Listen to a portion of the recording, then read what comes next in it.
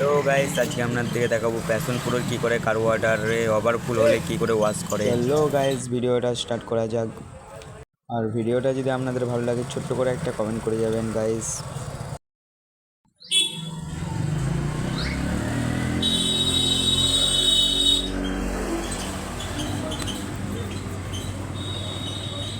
দেখতে পাচ্ছেন গাইস, এত নোংরা খোলা যাচ্ছে না, অনেক দিন ধরে জাম হয়েছিল। দেখুন কত জাম হয়ে গেছে। দেখুন গাইস কত ময়লা। দেখুন দেখুন গাইস কার ওয়াটারে। চলো একটু কার ওয়াটার ওয়াশ করে নিই। চলো মালটা এবার খুলে নিই।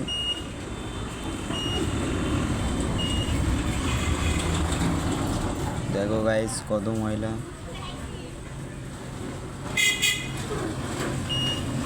দেখো গাইস, দেখো কত ময়লা।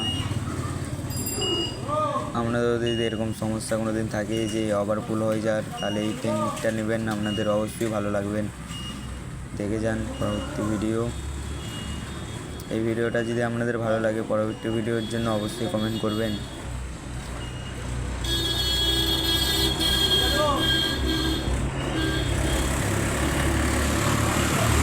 আস্তে আস্তে খুলে নেবেন। খুলে নেওয়ার পর এটাই স্ক্রুড্রাইভার দিয়ে আপনি খুলে নেবেন। খুলে নেওয়ার পর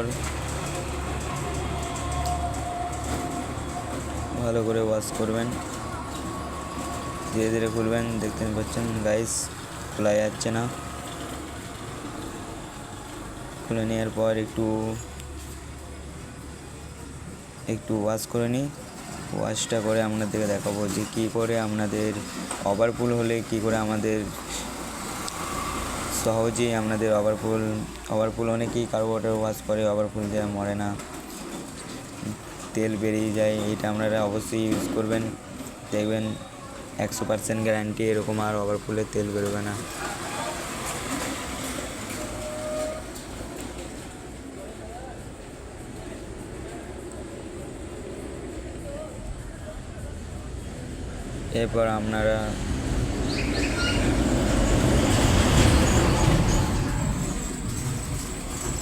এরপর আপনারা একটা টেসলাই কাটি নেবেন, দিয়ে ভালো করে টেসলাই কাটির মাত্রাকে এবার ছাড়িয়ে নেবেন,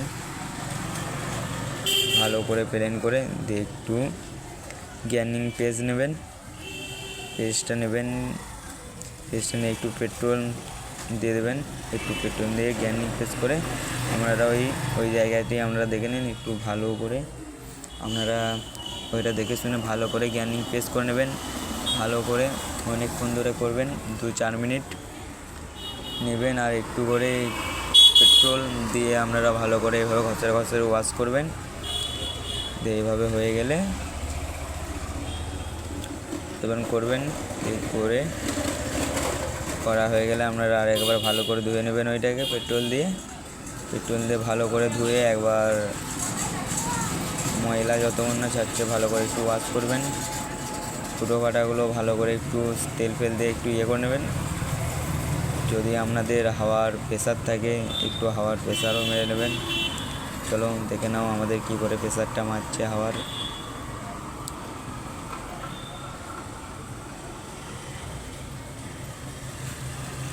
নজেলগুলো একটু ভালো করে ওয়াশ করে নেবেন, না যেন দেখবেন যে ভালো করে ঠিকঠাক ফুটোটা আছে না নেই, দেখা যাচ্ছে না দেখা যায়নি।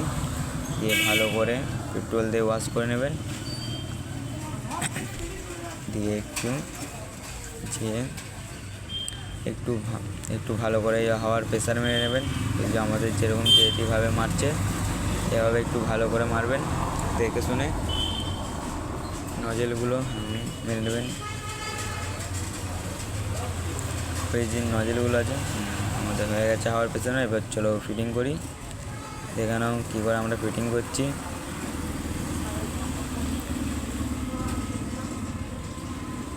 ভালো করে টাইট নিয়ে নেবেন, 7 নম্বর রেঞ্জ নিয়ে স্ক্রুড্রাইভার দিয়ে ওইটা টাইট দিয়ে দেবেন। ছোটোটা টাইট দেওয়া হয়ে গেলে আমাদের ফুলিকি বলে এই জিনিসটি আছে, ওইটিকে ভালো করে ধুয়ে নেবেন। তারপরে ওভারফুলের স্পিনটা আছে, স্পিনটা একটু দেখে নেবেন ঠিকঠাক আছে নাকি। ভালো করে ধুয়ে একটু হাওয়া দিয়ে মুখে করে একটু ওয়াশ করে নেবেন হাওয়া দিয়ে। হয়ে গেলে গাইস তারপর এটা আস্তে আস্তে লাগিয়ে নেবেন ঠিকঠাকভাবে। লাগিয়ে স্পিনটি আমাদের জাম হয়ে গিয়েছিলো, বারবার লাগিয়ে নেবেন। একটু দেখে নেবেন হেলিয়ে ঠিকঠাক খেলছে না খেলেনি। দেখা হয়ে গেলে আমাদের চাপাটা দেখুন গাইস কত নোংরা হয়ে গেছে, এটাও ভালো করে ওয়াশ করে নেবেন। দেখুন এত মশলা চিটেছে যে ছাড়ছে না, স্কুলে এবার করে ছাড়াতে হচ্ছে। দেখে নিন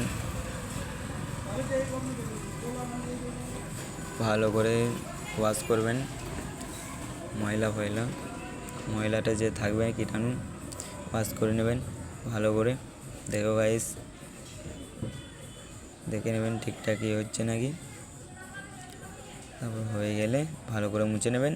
একটু পারো তো আটা দিয়ে ফিট করে দেবেন, আটা দিয়ে লাগিয়ে নেবেন। যদি আমাদের কিছু না যদি প্রবলেম থাকে। চলো গাইস এরপর আমরা লাগিয়ে দিই আমাদের কারো কটা। চলো পেট্রোল পাইপ লাগিয়ে দেবেন। দেখে নেবেন আপনাদের কোনো সমস্যা পাইপ ফাটা আছে নাকি, দিয়ে লাগিয়ে নেবেন। লাগিয়ে নেওয়ার পর ওভারফুলের ফাইবারটা ভালো করে দেখে মুছে মাছে আটা দিয়ে লাগিয়ে দেবেন। দেখো গাইস লাগাচ্ছি কীভাবে, দেন লাগিয়ে নেবেন।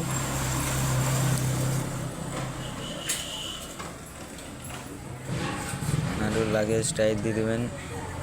স্টাইল দেওয়ার পর পেট্রোল পাইপটা যদি আমরা নতুন লাগিয়ে থাকেন, যদি বেশি বাড়েন থাকেন তাহলে যতটা মাপে ততটা লাগাবেন।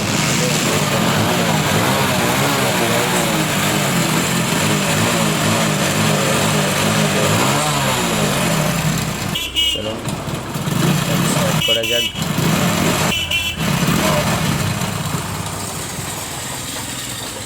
দেখো গাইস আমাদের গাড়ি স্টার্ট নিয়ে নিয়েছে।